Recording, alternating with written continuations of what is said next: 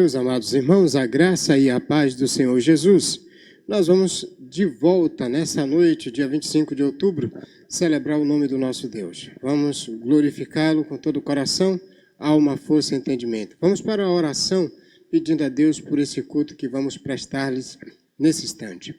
Santo Deus e grandioso Pai, teu nome seja glorificado e exaltado. Obrigado, Deus, por mais um culto e a oportunidade que temos de a Ti prestar a adoração, louvor através de Jesus. Nós te glorificamos em Cristo. Amém. Meus amados irmãos, nós temos então nossas reuniões presenciais aqui em Camaçandi. Vamos ver imagens exatamente dos últimos encontros que tivemos, e nesse instante, tanto de Camaçandi quanto das terças-feiras presencialmente, aqui a gente vai ver as imagens, isso já encorajando você a voltar para os cultos presenciais nas terças-feiras. Você, se não tiver dentro do quadro de sintomas, e também acima de 60, e também abaixo de 12 anos. Nós vamos entender os últimos decretos, o próximo decreto, se de fato vai se alterar, se não alterar, a gente vai ter vai continuar obedecendo o que está em vigor. Bom, peço aos irmãos que continuem fazendo a chamada de vídeo e encorajando uns aos outros, discipulando aqueles irmãos, inclusive você que tem aquele discipulado, não esqueça de fazer.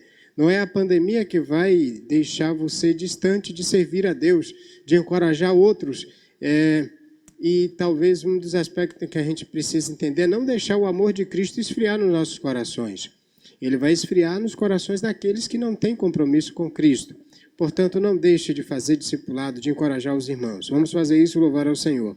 Quero também vos encorajar a trabalhar a vida de oração, a trabalhar a vida de leitura da palavra, ao mesmo tempo também de encorajar sua família, seu lar, a servir ao Senhor.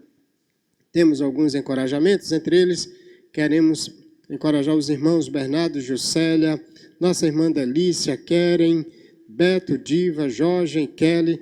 Deus encoraje vocês no coração. Nós temos o Carlos, a Rosa, a Bianca, a Azuleide, a Terezinha, também Silvia Esposo, a irmã Grossa, Márcia. Márcia, ela vem de Salgados, aqui bem pertinho da gente. A irmã Eliana e o Gel, familiares de Gel em Salinas. Temos Rosinete Maria, também a Carlos, a Dinha, Simone, Lércio e Lisa aí na vila. O Júnior, Lene, Amanda e o Caio e a Lana também aqui bem na Avenida Florestal. Temos o irmão Ademilton, Juliana, Daniel, Sara, Isaqueu e Maria da Luz e a nossa irmã Marilza. Que Deus fortaleça a todos vocês em Cristo Jesus. Nós vamos continuar. E dessa feita nós vamos fazer a oração pelas famílias e pelos enfermos. Temos esses dias, acrescentamos José Jorge. José Jorge é o pai do nosso irmão Gel. Ele está em tratamento. Vamos interceder por ele. Ontem não, na verdade na quinta-feira e na sexta-feira, sofreu um acidente Dona Clemilda, mãe do Eli Nelson. Já fez a cirurgia, já está em casa. Vamos orar agora já agradecendo também a Deus pela vida dela, e esses outros irmãos que vão aparecer aqui à lista são irmãos pelos quais devemos orar. Esses dias estão passando por algumas lutas no Senhor, que Deus fortaleça e dê a eles consolo e esperança. Nosso irmão David vai orar por eles nesse instante. Vamos acompanhá-lo nesta oração. Graça e paz, meus irmãos. Vamos orar ao nosso Deus. Soberano Deus e eterno Pai, grandioso seja o teu santo e poderoso nome, Pai. Amém. Neste momento, Deus, oramos pelos teus filhos e filhas que estão passando por situações difíceis, Obrigado, diante de suas Senhor. enfermidades, diante dessas situações difíceis que têm passado nos seus dias a dias. Deus, Senhor, continua derramando a tua graça, a tua misericórdia sobre a vida de teus filhos e filhas, ó Deus. Ajude eles nessa caminhada, ajude ele a entender que o Senhor está conduzindo toda a história de cada um deles, Pai. Obrigado. Que ele vai entender que o Senhor está no controle de tudo e que a glória e a honra tem que ser dada ao Senhor, independentemente da situação. Amém. Ó Deus, que a tua graça, a tua misericórdia continue sendo derramada sobre teus filhos. Assim oramos e agradecemos, em nome de Jesus. Amém.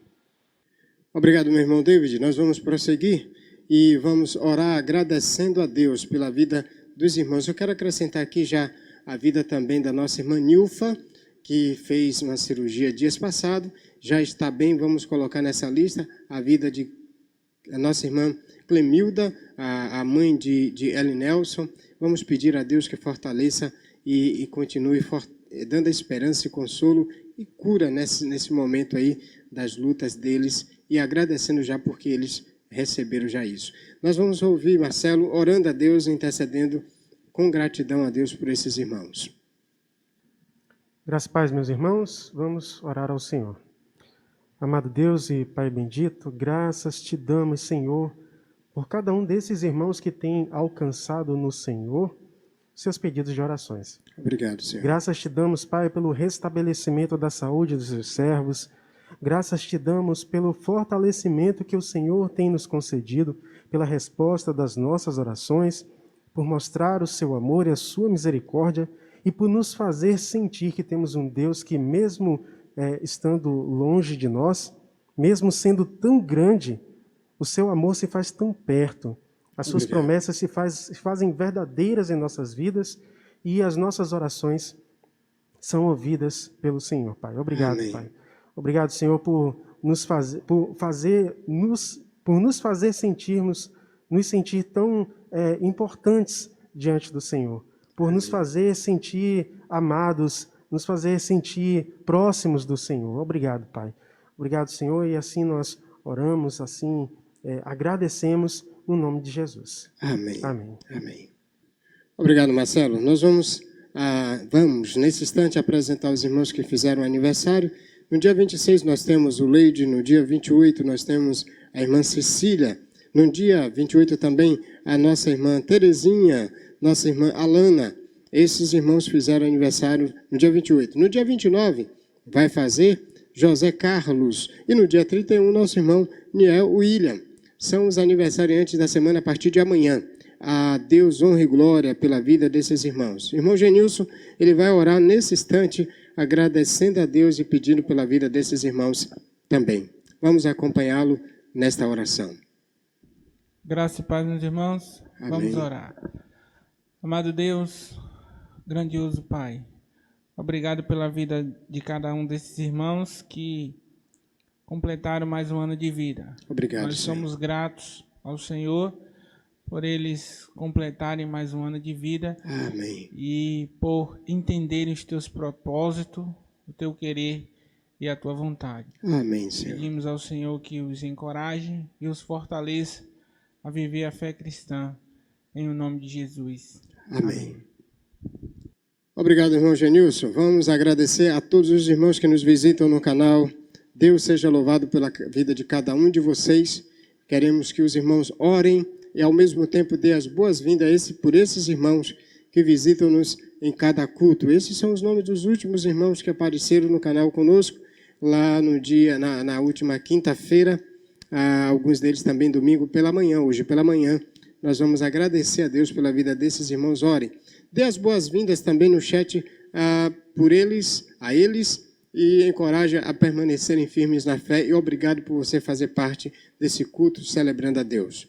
Queremos, então, nesse exato momento, nós vamos para a parte litúrgica, onde temos os momentos que nos convidam a adorarmos ao Senhor de todo o coração. Nosso irmão Genilson vai nos conduzir agora em Cristo Jesus. Graça e paz, meus irmãos. Vamos continuar o nosso culto de louvor e adoração ao nosso Deus. Para isso, na chamada confissão. Vamos ler o texto bíblico, 1 João, capítulo 1, versículo 7, que diz o seguinte: Mas se andarmos na luz, assim como Ele está na luz, temos comunhão uns com os outros, e o sangue de Jesus, seu Filho, nos purifica de todo o pecado. Vamos orar confessando as nossas culpas diante do Senhor. Deus, reconhecemos que o Senhor é o único Deus sobre nós, e por isso o glorificamos.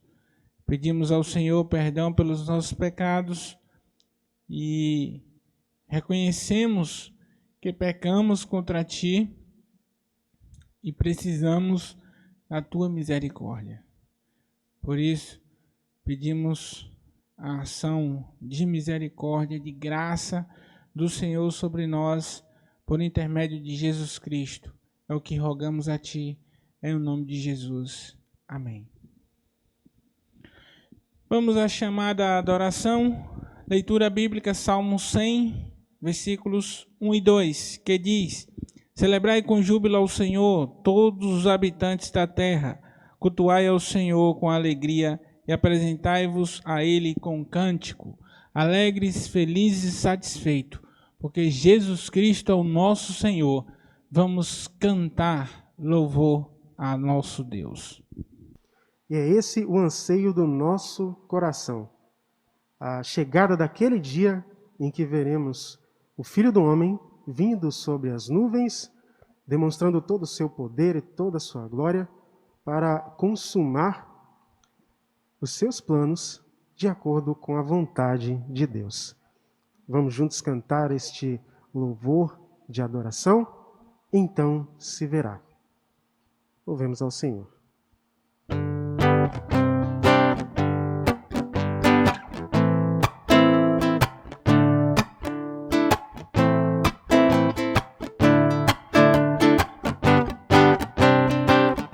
Então se verá o Filho do Homem vindo sobre as nuvens com poder e glória. Então se verá o Filho do Homem vindo sobre as nuvens com poder e glória. Porque assim como um relâmpago que sai do Oriente se mostra no Ocidente, assim há de ser a vinda do Filho do Homem. Porque assim como um relâmpago que sai do Oriente se mostra no Ocidente, assim há de ser a vinda do Filho do Homem. Então se verá o Filho do Homem vindo sobre as nuvens com poder e glória. Então se verá o Filho do Homem vindo sobre as nuvens com poder e glória. Assim como um relâmpago que sai do Oriente se mostra no Ocidente, assim há de ser a vinda do Filho do Homem. Porque assim como um relâmpago que sai do Oriente se mostra no Ocidente, assim há de ser a vinda do Filho do Homem. Assim há de ser a vinda do Filho do Homem. Assim há de ser a vinda do Filho do Homem. Amém. Mais uma vez, meus amados irmãos, a graça e a paz. Vamos continuar adorando ao nosso Deus, entendendo a chamada à dedicação. Vamos ter uma oração de gratidão ao nosso Deus, pelos irmãos que têm contribuído com dízimos, ofertas e alimento para a ação social. Vamos orar. Soberano Deus e eterno Pai, louvado seja o teu santo e poderoso nome. Obrigado, Pai, por teus filhos e filhas que têm contribuído para a casa do Senhor, tanto com dízimos, ofertas, alimentos para a ação social. Muito obrigado, Pai, pela fidelidade de cada um de teus filhos, pelo entendimento da palavra que cada um deles tem, que eles continuem entendendo os princípios do Senhor e vivendo cada um deles para o louvor do teu santo e poderoso nome. Obrigado também, Pai, pela tua fidelidade no meio da tua igreja. Obrigado pelo teu cuidado, pelo teu amor. Assim te louvamos e agradecemos, em nome de Jesus. Amém. Vamos à chamada proclamação da palavra. E o texto bíblico para esse entendimento se encontra em Apocalipse, capítulo 2, versículo 7. Peço, amados irmãos, que acompanhem comigo essa leitura. Diz assim a palavra do Senhor. Quem tem ouvidos, ouça o que o Espírito diz às igrejas. Ao que vencer, eu lhe permitirei comer da árvore da vida que está no paraíso de Deus. Meus amados irmãos, eu convido a todos a estar com ouvidos abertos, coração aberto, a ouvir a palavra do Senhor. Meus queridos e amados irmãos, vamos para a palavra do Senhor, Apocalipse capítulo de número 14. A partir do versículo de número 14 até o versículo de número 20. É o texto que vamos desenvolver na noite de hoje, na sequência. Na verdade, se quiséssemos, poderíamos pregar o capítulo 14 em um só sermão. Ele teria 3 estruturas simples e apresentaria de 1 a 5, de 6 a 13, de 14 ao 20. Resolvi desenvolver perícope por perícope, texto por texto, para nos encorajar de uma maneira mais progressiva, no sentido de vermos o quanto, logo após o capítulo 13, a gente percebe uma situação de dor, de perseguição, mas o capítulo 14 dos ímpios, mas o capítulo 14 já mostra a glória dos santos com o seu cordeiro e o tormento daqueles que atormentaram a igreja do Senhor num período terreno. Vamos então verificar isto no cenário do 14 até o versículo de número 20, capítulo 14. Abra agora o texto, acompanhe comigo.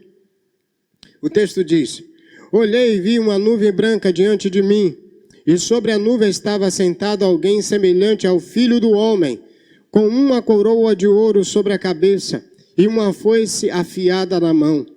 Então outro anjo saiu do santuário e clamava em alta voz ao que estava sentado sobre a nuvem: Passa a tua foice e ceifa, porque o tempo da ceifa chegou, pois a terra já está madura para a colheita. Assim aquele que estava sentado sobre a nuvem passou foice pela terra, e a terra foi ceifada. Ainda outro anjo saiu do santuário no céu, também com uma foice afiada. E do altar saiu outro anjo com poder sobre o fogo, e clamou em alta voz ao que estava com a foice afiada: Passa a tua foice afiada e colhe os cachos da vinha da terra, pois as uvas já estão maduras. O anjo passou a sua foice pela terra, colheu as uvas na vinha e lançou-as no grande lagar da ira de Deus. O lagar foi pisado fora da cidade, e dele saiu sangue até a altura dos freios dos cavalos, numa extremidade de 1.600 estádios.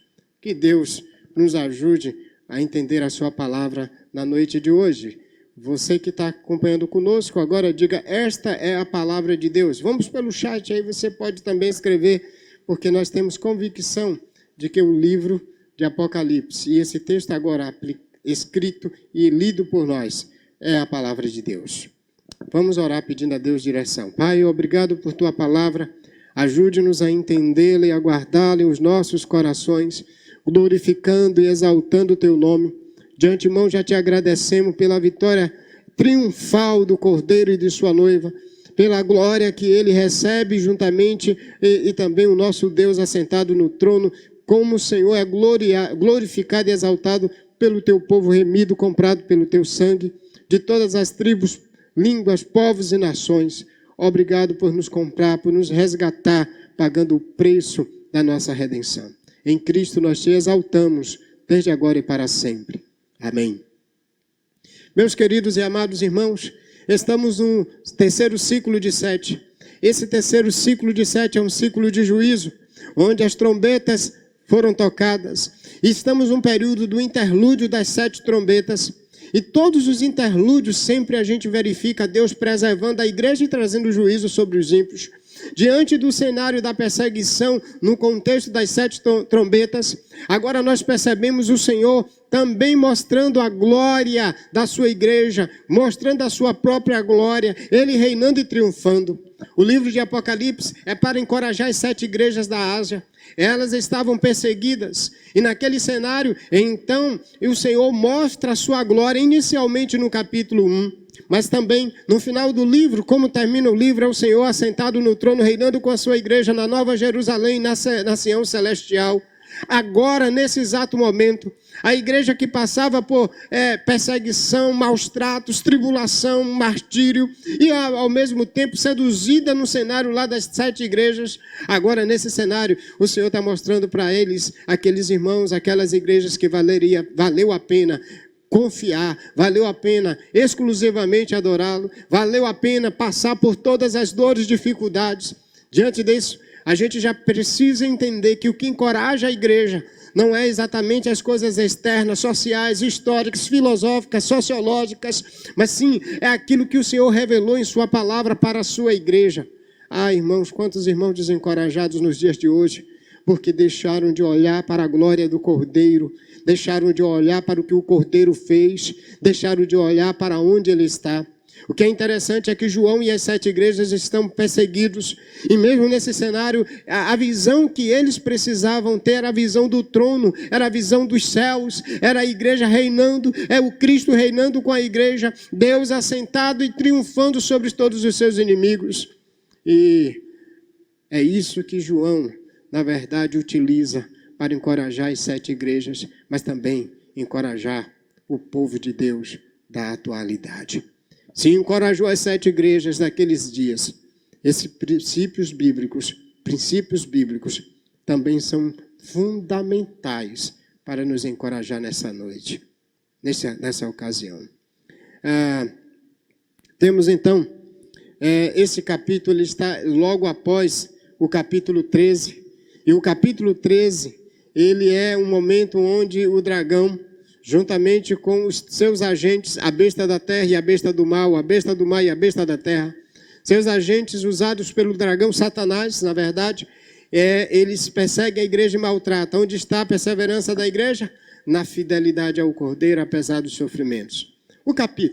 O capítulo 14, esse texto agora que a gente vai verificar, ele está logo depois da visão de 1 a 5, a igreja e o Cordeiro lá no Monte Sião, e o Senhor julgando os ímpios. E vimos também dias passados, dos 6 a 13, no último domingo passado, dos 6 a 13, exatamente o Evangelho de Cristo anuncia a graça aos povos, o juízo dos ímpios, mas também o triunfo dos santos. Em todos esses momentos agora do capítulo 13, é necessário sempre a gente verificar aspecto da igreja triunfando, mas os ímpios, melhor colocando-me, sendo julgados. Olha então a proposta do capítulo 14, do verso 14 até o verso de número 20. Veja agora, Cristo encoraja o seu povo, mostrando-lhe seu governo, sua reunião com ele e o juízo sobre os ímpios. A grande ideia de 14 até o 20.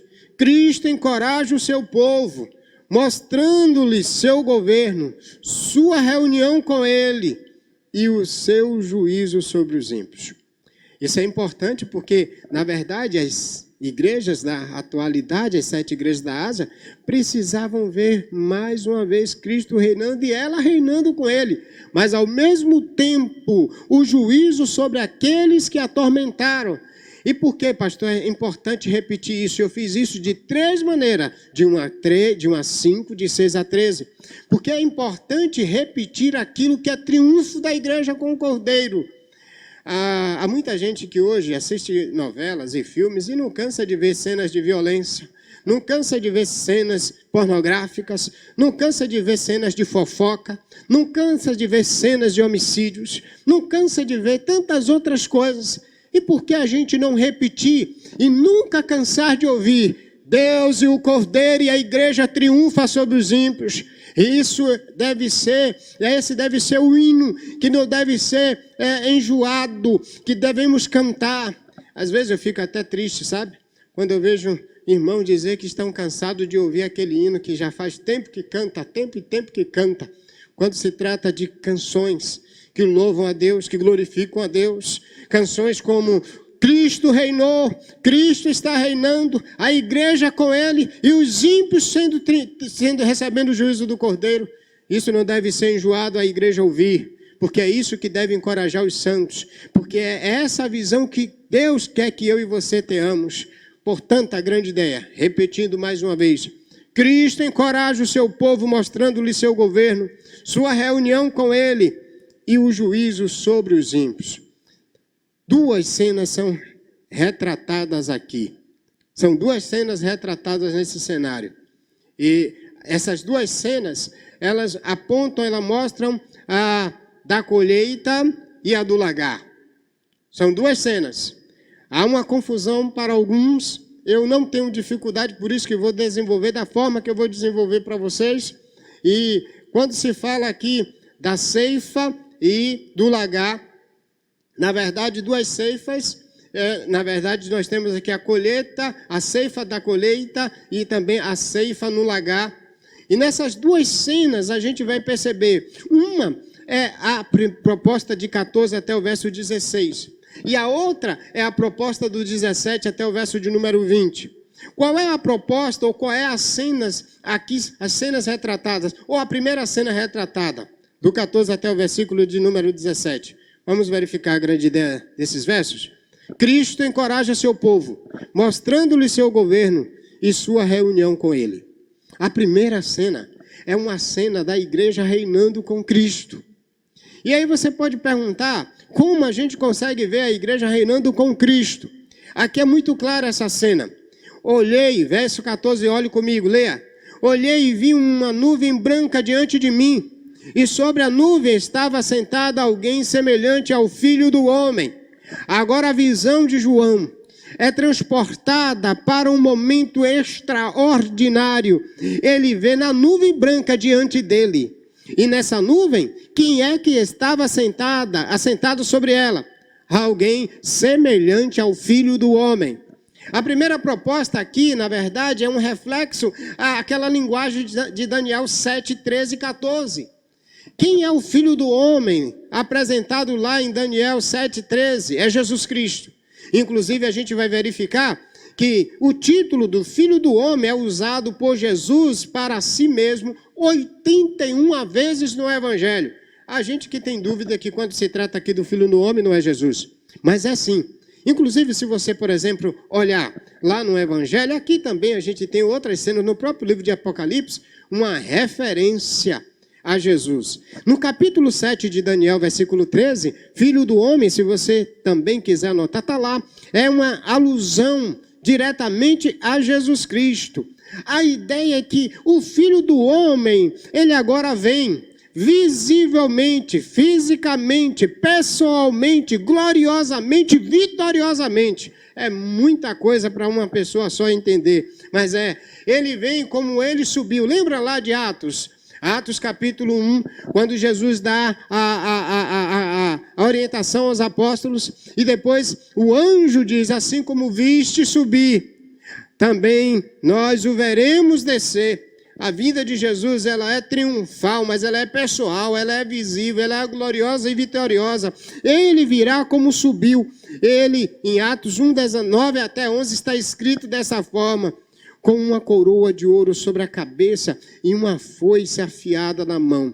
Só que agora ele vem, e ele vem para separar. Por isso que temos duas cenas. As cenas aqui retratam a cena da colheita e a cena do lagar. Essa cena da colheita parece-me muito com aquela proposta do Evangelho de Mateus, o capítulo de número 13. O capítulo de número 13 de Mateus nos encoraja mostrando a proposta da parábola do semeador. Vamos entender um pouquinho essa ideia da proposta da parábola do semeador. E para isso eu vou pedir para que você vá para lá comigo. Porque agora nós temos a colheita, a colheita do trigo. Ou a ideia daquele momento quando a parábola do semeador nos apresenta o fim do tempo. Vamos entender. Eu quero então ler o texto, vai ser importante a gente fazer a leitura do capítulo 13. E a gente tem então, no capítulo 13, a parábola do trigo e do joio, é que a gente tem a separação. E a gente vai verificar exatamente nesse momento aqui, Jesus mostrando a separação. Parece-me que o versículo especificamente é o versículo de número 39. Mateus, o Evangelho, versículo de número 39, se não me falha aqui a memória agora. Mas é exatamente Jesus explicando a parábola do trigo e do joio. Vamos ver a partir do 36? Olha comigo. Então, deixando as multidões, Mateus 13, 36. Então, deixando as multidões, Jesus entrou em casa. Aproximaram-se dele os seus discípulos, dizendo: explica-nos a parábola do joio do campo. Essa parábola foi contada do verso 24 até o versículo de número 30. E ela vai ser explicada no versículo 36 até o versículo 43. E os discípulos, eles pediram que Jesus explicasse a parábola do trigo, e no campo. Veja o verso 37. E ele, respondendo, disse: o que semeia a boa semente é o filho do homem, e o campo é o mundo. A boa semente são os filhos do reino, e o joio são os filhos do maligno. E o inimigo que semeou a semente é o diabo. A colheita é o fim do mundo. Então, agora em Apocalipse 14, a gente está diante do quê? Da colheita. E o que é a colheita? À luz do Evangelho de Mateus, a Bíblia, ela explica a própria Bíblia.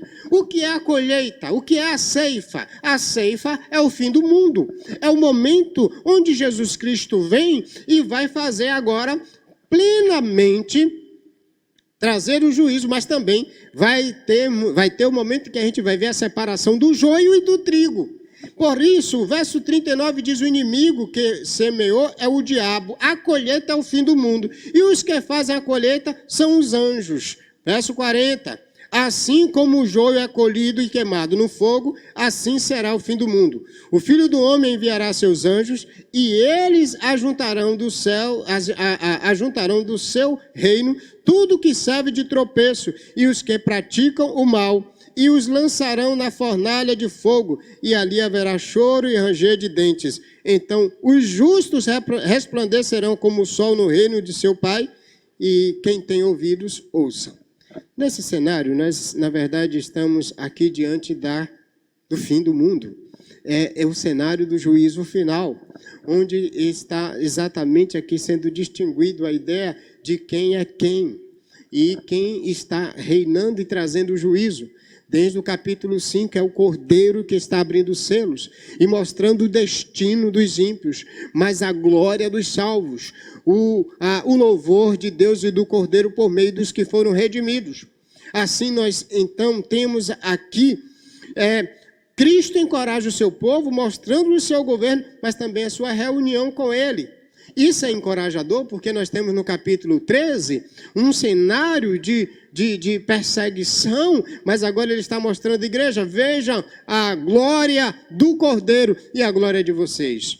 E aqui a gente tem, então, o verso 15 diz: então outro anjo saiu do santuário, clamava em alta voz, que estava sentado sobre a nuvem: passa a tua foice e a ceifa. E lembra, a ceifa é o fim do mundo, porque temos o tempo da ceifa chegou, o tempo do juízo, o tempo do fim chegou, pois a terra está madura para a colheita.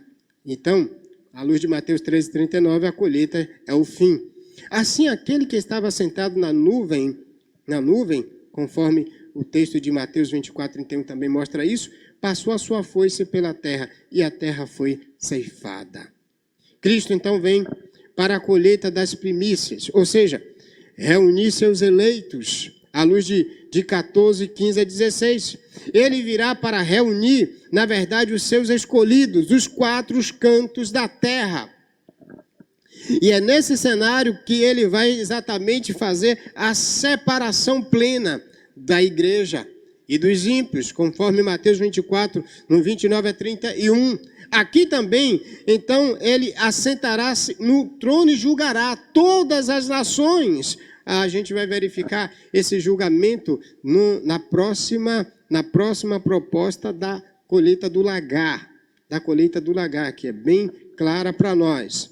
Logo aqui, o que é que Mateus 13, 39 diz? Que a colheita é o fim do mundo, e os que fazem a colheita é o Senhor, juntamente com os seus anjos. Então, a segunda vinda de Cristo para a colheita dos justos e para a reunião deles com o Senhor.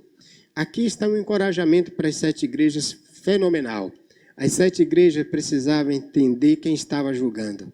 e que elas estariam reunidas com ele num cenário maior. Porque começa o capítulo 14 mostrando ele, o Cordeiro, reunido na Sião Celestial, na Nova Jerusalém, com os santos. E diante desse quadro, agora ele está mostrando que os santos aqui não serão julgados. Eles são separados como a parábola do joio e do trigo. Nesse propósito, qual é a verdade que pode ser aplicada, ou como essa verdade pode ser aplicada para os nossos corações? Cristo encoraja as 7 igrejas, nos dias de João. De que maneira? De que maneira? Ele mostra que as 7 igrejas, elas não são atribuladas no juízo. O juízo, ela está separada. Ela está completamente separada do lagar das uvas, do lagar no piseiro das uvas. E, vindo o Senhor em seu reino com eles, eles reinarão para sempre com ele. Mas os ímpios, à luz do 7 a 17 a 20, eles serão julgados e condenados. E aqui temos o contrário do que vimos lá no livro de Apocalipse, no capítulo 13. Vimos nos dias passados no capítulo 13. A visão do céu, então, é algo que deve encorajar a igreja. É isso que João almejava, colocar no coração daqueles filhos, daquelas filhas. O que encoraja a igreja dos céus em dias difíceis, o que encoraja a igreja do Senhor em dias complexos, não são as coisas passageiras. Não é dizendo à igreja que a pandemia vai passar. Não é dizendo à igreja que a economia vai melhorar. João utiliza uma linguagem dos céus, uma linguagem celeste, uma linguagem extraordinária. Ele mostra o Cordeiro julgando as nações, mas separando os santos com o selo, separando os santos diante do juízo. Os santos não são atingidos. O que deve encorajar a gente nos dias de hoje é exatamente a nossa visão dos céus, vendo Cristo reinando, a igreja triunfando com Ele e os cumprimentos das promessas do Senhor. Por incrível que pareça, às vezes a gente vê crentes tristes porque as coisas estão acontecendo como Cristo estabeleceu. Quando as coisas estão acontecendo é um sinal do cumprimento da palavra e que a palavra de Deus ela é verdadeira. E que vale a pena acreditar em tudo que ela diz. Às vezes nós somos mais encorajados, entusiasmados, igual aquela criança quando a gente diz, ei, vai estudar. E a criança diz, pai, eu não quero estudar. E aí a gente diz, olha, se prepare porque amanhã a gente vai para a praia, vai passear no parque. E aquela criança fica entusiasmada, alegre. Gente, quando a Bíblia fala para crente, dizendo o céu está sendo aberto, ele virá e vai reinar com a igreja. Isso deveria ser muito mais motivador para crente. Hoje o que motiva a crente não é a visão do céu.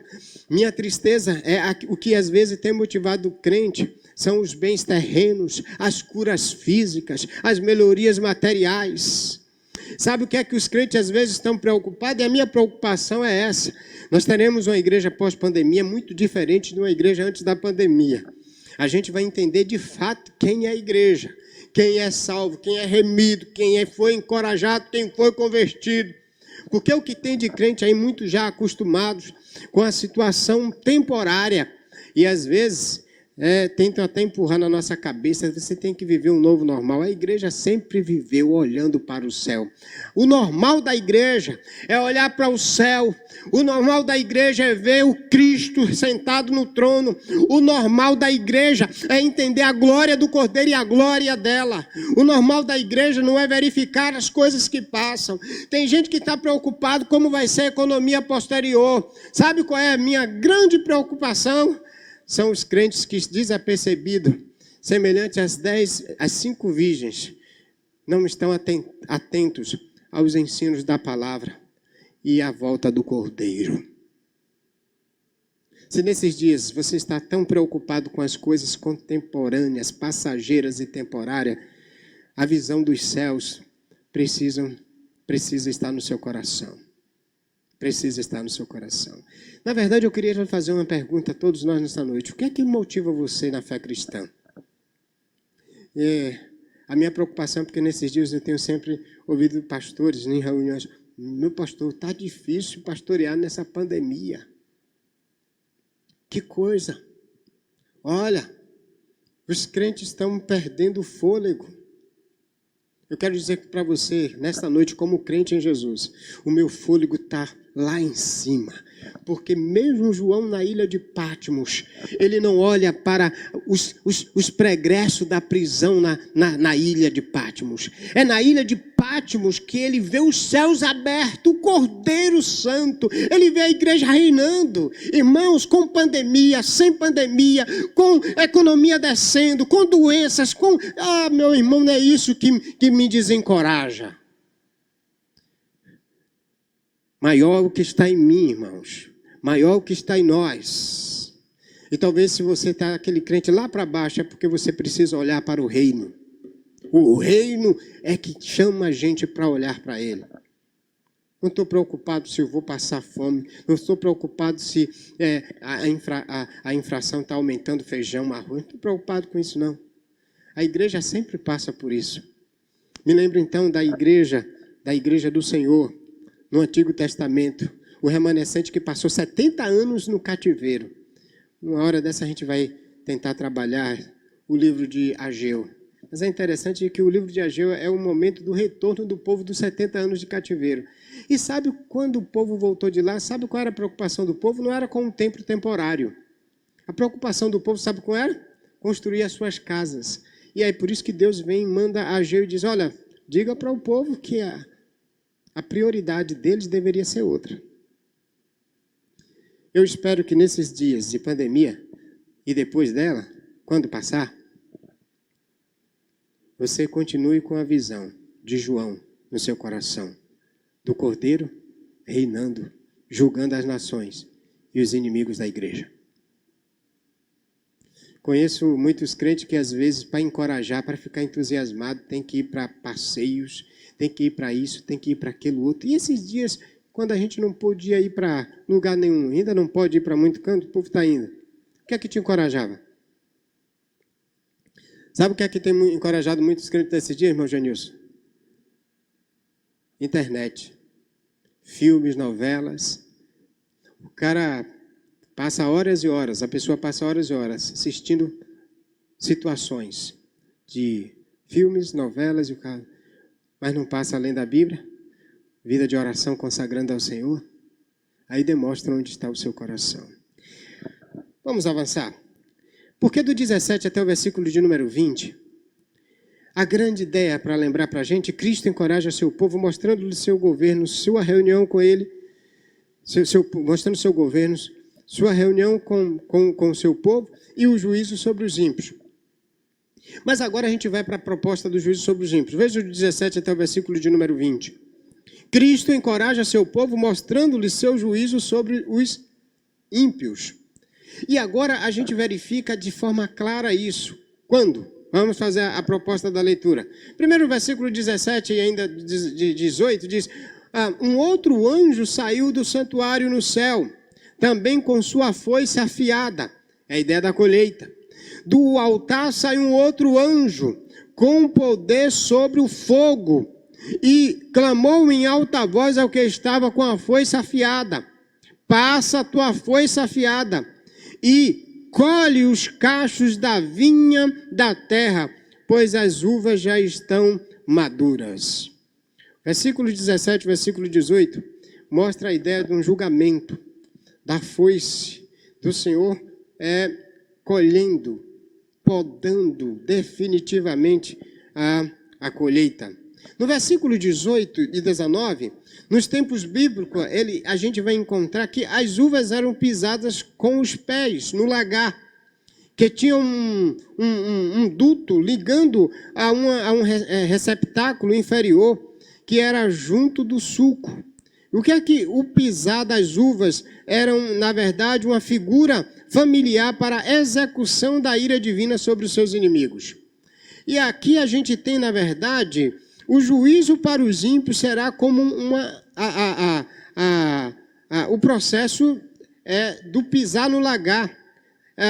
14:18 mostra isso. A ideia aqui não é, na verdade, uma colheita dos frutos, mas de um lagar onde as uvas são pisadas e esmagadas. Observe que é isso que acontece no verso 19. O anjo passou a foice pela terra, colheu as uvas da vinha e lançou num grande lagar da ira de Deus. O lagar, no verso 20, foi pisado fora da cidade. A ideia, na verdade, que prefigura aqui é uma ideia de um juízo, a ira de Deus, derramando-se sobre os ímpios. Lembre-se que lá no capítulo 12, 13, a gente verifica a ideia sempre da ira de Deus derramando sobre o capítulo 6. Nesse sentido aqui, essa é uma ideia clara do furor da ira de Deus contra os ímpios. Na verdade, temos também aqueles que blasfemaram o nome de Deus, agora eles estão recebendo a ira de Deus sobre ele por causa de não crerem e não ouvirem o Cordeiro. Isso é prefigurado de forma clara em Isaías 63, de 1 a 6. O lagar ele foi pisado, verso 20, e lembra a imagem de Isaías 63, verso 2 a 6, o terrível julgamento que ocorreu fora da cidade, à luz do texto lá de Isaías, e essa cidade evidentemente é Jerusalém, porque ele diz que o lagar foi pisado fora da cidade. E a ideia de fora da cidade, porque você vai entender que a Nova Jerusalém agora é o local onde os santos estão reunidos com o Cordeiro. Lá no capítulo de número 14, inicial de 1 a 5, eles estão na Sião Celestial, que é exatamente a Nova Jerusalém. E o lagar é fora da cidade. Por isso que a ideia aqui de um julgamento daqueles que são ímpios, daqueles que não ouviram a voz do Cordeiro, que não atentaram para os anúncios da trombeta, aqueles que não ouviram os princípios de Deus, aqueles que não ouviram o Cordeiro de Deus que tira o pecado do mundo. Diante disso, ao mesmo tempo que os remidos estão reunidos com o Senhor, os ímpios são julgados fora da cidade. O povo de Deus aqui é preservado. Quem é julgado são os ímpios que não creram e que não ouviram a voz do Senhor. O juízo de Deus, ele será completo sobre todos os ímpios, porque o verso 20 diz, e dele saiu sangue até a altura dos freios dos cavalos, numa extensão de 1.600 estádios. O que significa isso? Na verdade, o que temos aqui é que é uma ideia de totalidade do juízo de Deus na terra. Então temos a extensão de 1.600 estádios, igual a 350 quilômetros. Ou seja, a distância do norte ao sul da Palestina. Ou seja, o sangue vai até os freios do cavalo também, e a ideia do sangue aos freios do cavalo é uma ideia de 1,5 metro de altura. O que significa? Esse mar de sangue, sem dúvida, é um símbolo do completo e total juízo de Deus, que alcança os ímpios plenamente em todos os lugares. Ninguém vai escapar da ira do Cordeiro. Olha comigo, o que aqui está escrito no capítulo 6 de Apocalipse, o versículo de número 17. Capítulo 6 de Apocalipse, que a gente já trabalhou dias atrás. Quando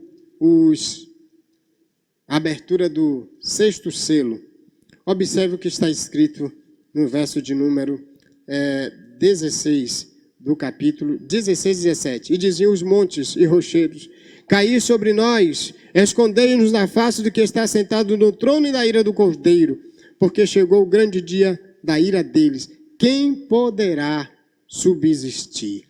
Quem poderá escapar? Aqui, o capítulo 14 agora diz que na totalidade da terra, ninguém escapará do juízo de Deus naquele dia. Só que nós temos algo bastante aqui interessante. E hoje, quem poderá escapar da ira do Cordeiro? Todo o que crê, ainda há chance. Na humanidade, então, só há 2 grupos. Os salvos e os perdidos. Os que adoram a besta e os que adoram cordeiros.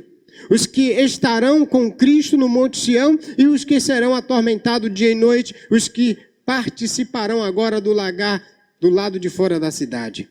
Aqueles que estarão cantando e descansando no céu, e aqueles que estarão atormentados para sempre. Diante desse cenário, João esperava encorajar as 7 igrejas, dizendo para elas: veja o que vai acontecer com aqueles que atormentaram e que perseguiram vocês. Mas veja que vocês estarão com o Cordeiro, separados. Como na parábola do joio e do trigo, o Senhor separou o trigo do joio. No dia da colheita, a igreja não estará no lagar das uvas. É só para aqueles que não ouviram a voz do Senhor. Por isso que em Mateus ele diz: quem tem ouvidos, ouça. Há uma necessidade urgente de primeiro a igreja entender. Ela é protegida. Ela não é atingida pelo juízo. Por quê? Por causa do sangue do Cordeiro. Porque o Cordeiro a protege. Todos os que creem em Cristo estão protegidos no dia da colheita. Estão salvos, restaurados e vão adorar o Cordeiro pelo século dos séculos. Diante desse cenário, os remidos que foram perseguidos, torturados até a morte, agora estão no céu e vão reinar para sempre com o Cordeiro. Mas os adoradores da besta, no tormento eterno. Os santos estão separados dos ímpios. A colheita está sendo aqui mostrando a ideia de separação plena entre um grupo e outro. E por isso, é preciso a gente fazer algumas perguntas importantes. De que lado você está? Do lado do Cordeiro, da Nova Jerusalém, na Sião Celestial? Ou do lado da besta, com a sua marca, pensando da forma dela nesses dias e agindo da forma dela nesses dias? Você está preparado para o grande juízo de Deus ou o grande e terrível dia do Senhor? Hoje, eu fazia uma pergunta para uma jovem que afastada do Senhor estava. E, diante da caminhada dela, eu perguntei para ela: venha cá, quando Cristo voltar, onde é que você está? Onde é que você estará? Perguntei para ela se ela se lembrava da parábola das 10 virgens, das tolas e das sábias. Há muita gente nesses dias brincando de ser crente. E quando os anúncios da trombeta ecoar, não sei se você será aquelas virgens, aquelas noivas preparadas para o encontro com o Cordeiro, com o noivo. Ou se você será aquelas noivas que foram buscar o azeite porque foram tolas e não se importaram com a vida cristã. Não se importaram com a adoração a Cristo, ao Cordeiro, com o preço da cruz que Ele pagou pelos meus e pelos seus pecados. Nesses dias de pandemia tem muita gente desapercebido, talvez preocupado com o que vai ser da vida após pandemia. Eu acho que nós deveríamos estar preocupados com o que vai ser da nossa vida no dia do encontro com o Cordeiro, no dia da colheita. Você está preparado então para o dia do juízo? Hoje ainda é o dia de oportunidade. Logo o juízo chegará. Então, será tarde demais. A visão encorajadora de João, do 14 a 20, é que o Cordeiro vem e vai separar as ovelhas dos bodes, o joio do trigo, os perdidos dos salvos. Se nesses dias você tem brincado de crente, e olha, eu vou lhe dizer uma coisa, há muita gente assim: o pastor não está aqui, não está vendo, não sou eu que vou lhe julgar. O julgamento é de Cristo. Não precisa se esconder do pastor. Tem muitos crentes hoje que dizem que estão nos dias que pediu a Deus. O pastor não pode visitar, não pode ver como eu estou. Não. O Senhor, os olhos do Senhor estão sobre todos, os justos e os ímpios. Você e o seu coração devem pensar onde agora você está. E naquele dia da colheita, de que lado você está? Onde a ira de Deus estará sobre os ímpios ou se na Sião celestial? Que Deus te ajude a compreender esses princípios e esta verdade. Porque quando o grande juiz vier, grandes e pequenos vão encará-lo. E não tem forma de contestar mais. Vamos ouvir Maria e também Marcelo cantando Vencendo Vem Jesus. Os sinais da volta do Senhor estão cada vez mais claros. E a palavra de Deus, ela nos dá a certeza da vitória dele sobre o inimigo. Ele virá e governará e também julgará toda a terra, separando ímpios dos justos. E como foi perguntado, em qual grupo você quer estar? No grupo do Senhor ou no grupo dos inimigos? Louvemos ao Senhor com mais este cântico de louvor e adoração. Vencendo vem Jesus. Hino 112 do cantor cristão. Louvemos ao Senhor.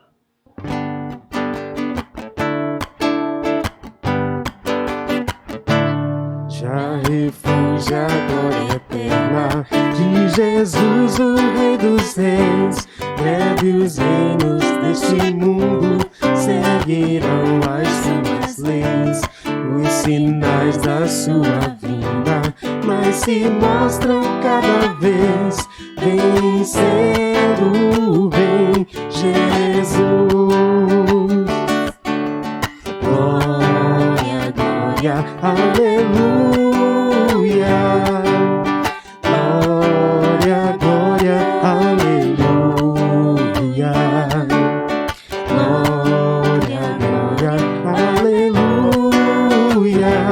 Vencendo vem Jesus. O clarim que chama os crentes, a batalha já soou.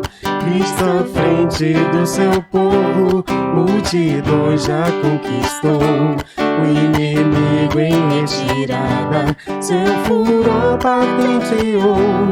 Vencendo vem Jesus.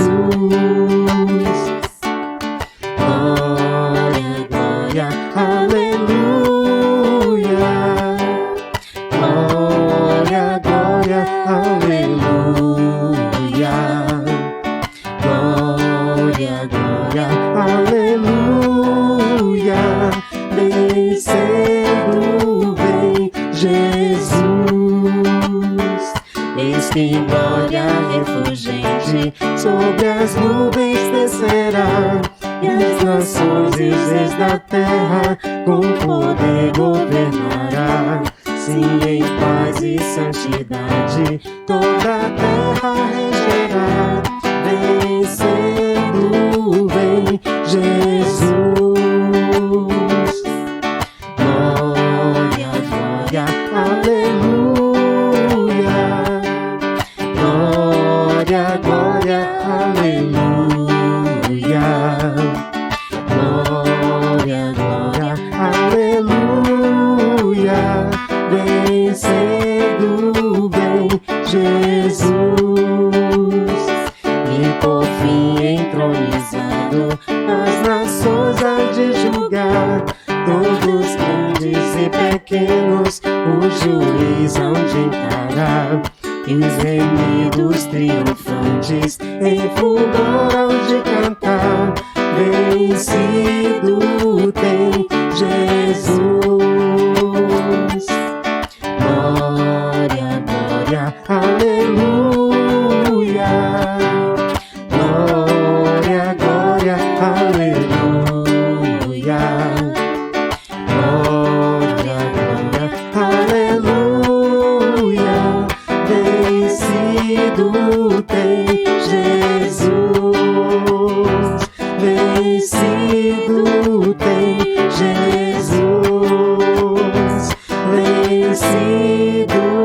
tem Jesus.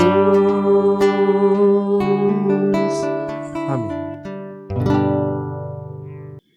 Cristo e seu povo. Cristo encoraja melhor o seu povo, mostrando-lhe seu governo, sua reunião com ele e o juízo sobre os ímpios. A visão que precisamos ter para nos encorajar nesses dias é Cristo reinando com a sua igreja e julgando os ímpios. E é isso que nos encoraja. Se nesses dias seu coração está no tesouro terreno, nas coisas fúteis e passageiras desta terra, Deus convida você para pôr seu coração nele, lá em cima. Quero orar agradecendo a Deus pela visão que Ele nos dá do Cordeiro exaltado. Obrigado, Senhor, pela Tua glória e bondade. Obrigado porque nós vemos o Senhor assentado no alto e sublime trono. Apesar de todas essas lutas e provações, como João e as 7 igrejas também viveram, nós passamos por lutas e provações diárias, mas nós vemos o Cordeiro assentado no alto e sublime trono, reinando conosco, com a sua igreja, com o seu povo comprado de todas as tribos, povos, línguas e nações. Mas também vemos o julgamento daqueles que não acreditaram na palavra de Deus, pregada por suas testemunhas, pela igreja, pelo povo de Deus aqui na terra. Ó Deus, obrigado por essa esperança viva, genuína. Obrigado pelo teu grande amor que acende em nossos corações a tua grandeza, o teu esplendor. Em Jesus, nós te exaltamos e te glorificamos nesse dia e para todo sempre. Amém. Queridos, nós encerramos o nosso culto coletivo. Próxima semana a gente está de volta. Terça-feira a gente tem culto presencial e também na quarta-feira em Camaçandi, na terça-feira aqui na igreja. Estamos já finalizando o material para a gente voltar o culto ao vivo.